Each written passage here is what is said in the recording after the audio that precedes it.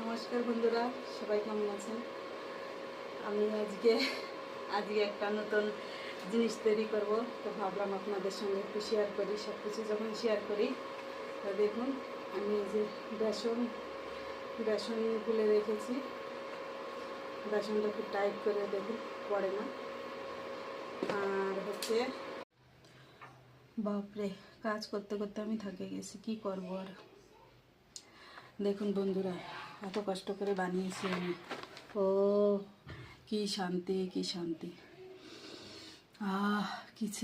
Kitchen আমি এত কষ্ট করে বানিয়েছি, কিন্তু আমি তো ভাগে পাবো না।